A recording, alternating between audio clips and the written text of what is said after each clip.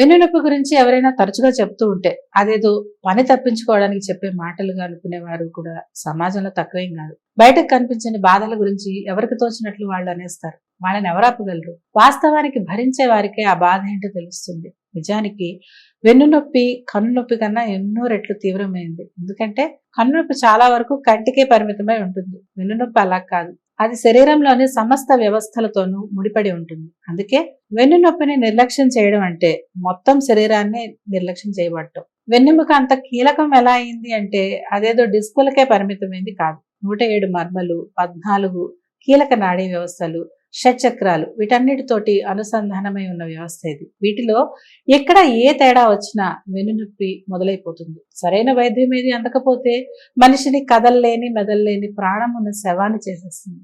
మౌలికంగా మనిషి ఆరోగ్యం వెన్నెముక మీదే ఆధారపడి ఉంటుంది. ఇంకా చెప్పాలంటే వెన్నెముకల మీద కేంద్రీకృతమై ఉండే చక్రాల మీద ఆధారపడి ఉంటుంది. మనిషికి అవసరమయ్యే ప్రధాన శక్తి కేంద్రాలు, ఉపశక్తి కేంద్రాలు, వీటన్నిటికీ ప్రధాన వేదిక వెన్నెముకే. చక్రాలకు వెన్నెముకకు మధ్య అవినావభావ సంబంధం ఉందని ఇక్కడ గ్రహించాలి. ఈ కారణంగానే శరీర నిర్మాణంలో కీలక భాగమైన చక్రాలన్నీ సజావుగా పనిచేసినప్పుడే జీవన వ్యవస్థను నిలబెట్టే ప్రాణశక్తి చైతన్యవంతంగా ఉంటుంది. కాకపోతే ఈ ప్రాణశక్తి శరీరం అంతా ప్రసరించడానికి వాతం ఒక వాహికగా ఉంటుంది. స్పష్టంగా చెప్పాలంటే సమస్త ప్రాణకోటికి వాతమే జీవన జలపాతం. వాత వ్యాధుల మాటేమిటి? వాతం జీవన జలపాతం అయితే వాత రోగాలు అంటారు, మరి అవేమిటి అన్న ప్రశ్న తలెత్తొచ్చు. కాకపోతే ఈ ప్రశ్న అతి సాధారణమైన సమాధానమే సరిపోతుంది. సజీవంగా చెట్టు మనిషికి చల్లని నీడనిస్తుంది.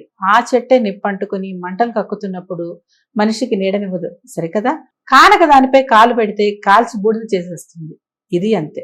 వాతం ప్రకృతి సహజంగా ఉన్నప్పుడు అది ప్రాణాధారం అవుతుంది. అదే వికృతంగా మారిపోయినప్పుడు, అంటే వాతం ప్రకోపమైనప్పుడు మనిషిని రోగగ్రస్తుని చేసేస్తుంది. నిర్లక్ష్యంగా ఉండిపోతే జీవోత్సవాన్ని చేస్తుంది.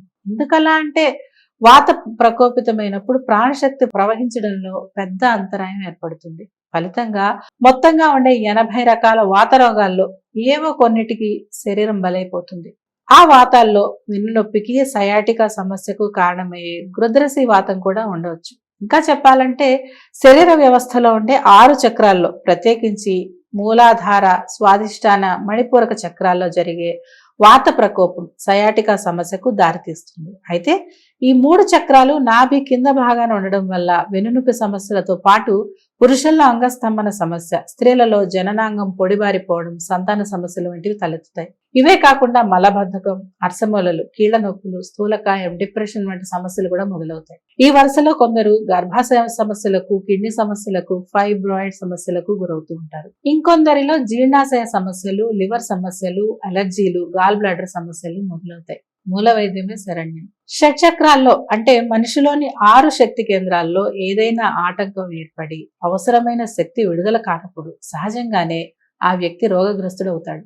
శారీరకంగాను మానసికంగాను కుంగిపోయి విధి నిర్వహణలో బాగా వెనుకబడిపోతాడు. దీనంతటికీ శరీరానికి మూలాధారమైన చక్రాల వ్యవస్థ బలహీనపడడమే కారణం. ఇలా రోగగ్రస్తమైన ఒకరిని పరికించినా, చూసినా దాని వెనకాల లోపభూయిష్టమైన ఒక పెద్ద నేపథ్యమే కనిపిస్తుంది. గమనించాలే కాని ప్రతి వ్యాధి వెనుక దాన్ని ఆవహించి ఉన్న పలు రకాల ముళ్ల కంచెలు కనిపిస్తాయి. అందువల్ల ఎవరికైనా వెన్ను సమస్యలతోనో, సయాటికా సమస్యతోనో వచ్చినప్పుడు వాటి మూలకారకమైన చక్రాల సమస్యను తొలగించకపోతే క్రమక్రమంగా అది మొత్తం మనిషి అస్తిత్వాన్ని దెబ్బతీస్తుంది. వీరిలో ఎవరైనా పెయిన్ కిల్లర్స్ ఆశ్రయిస్తే అవి తాత్కాలికంగా ఉపశమనం ఇచ్చినట్లే ఇచ్చి శరీర వ్యవస్థను శాశ్వతంగా పనికి రాకుండా చేస్తాయి.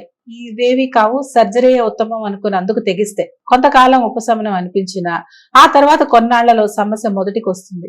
పోను ఒక దశలో ఇది మనిషిని అంగవైకల్యానికి గురి చేస్తుంది. ఈ సమస్యను భరిస్తూ భరిస్తూ ఎక్కువ కాలం అలాగే ఉండిపోతే ఒక దశలో మానసిక వైకల్యం కూడా మొదలవుతుంది. మర్మ చికిత్సలే మార్గం. సమస్య మూలాలు మర్మల్లో ఉన్నప్పుడు మరేవో చికిత్సలు చేస్తే ఏం ప్రయోజనం?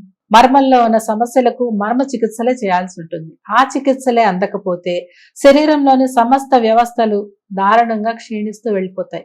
ఆ స్థితిని అడ్డుకోవాలంటే మర్మ చికిత్సలు తప్ప మరో మార్గమే లేదు. కాకపోతే ఈ మర్మ చికిత్సలను నిష్ణాతులైన ఆయుర్వేద వైద్యులు చేసినప్పుడే ఆశించిన పూర్తి ఫలితాలు వస్తాయి. ఈ విధానాల్లో కలిగే అదనపు ఫలితం ఏంటంటే వెన్నునొప్పితో పాటు అప్పటిదాకా ఉన్న ఇతర రుగ్మతలన్నీ తొలగిపోవడంతో పాటు మునుముందు రాబోయే వ్యాధులకు కూడా ఈ చికిత్సతో అడ్డుకట్టపడుతుంది. ఇక్కడ వెన్ను సమస్యలున్న వారికి మేరు చికిత్సలు చేయడంతో పాటు లైంగిక సమస్యలు ఉంటే వాజీకరణ చికిత్సలు కూడా లభిస్తాయి. సమ్మిళితంగా ఈ చికిత్సలన్నీ పూర్తయ్యేసరికి శరీరంలోని శక్తి కేంద్రాలన్నీ బలపడి మనిషి సంపూర్ణ ఆరోగ్యవంతుడవుతాడు. వాస్తవానికి మర్మ చికిత్సల పని రోగగ్రస్తుడిని ఆరోగ్యవంతుడిని చేయడం మాత్రమే కాదు, ఆరోగ్యవంతుడిని మరింత ఆరోగ్యవంతుడిని గొప్ప శక్తివంతుడిని చేయడం కూడా ఇందులో భాగమే.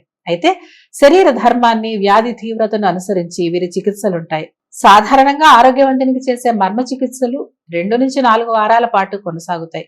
వ్యాధిగ్రస్తులకైతే ఈ చికిత్సలు 2 వారాల నుండి 3 మాసాల దాకా కూడా ఉండొచ్చు. ఏమైనా మర్మ చికిత్సలు వెన్నునొప్పి సమస్యను సమూలంగా తొలగించడం ఖాయం.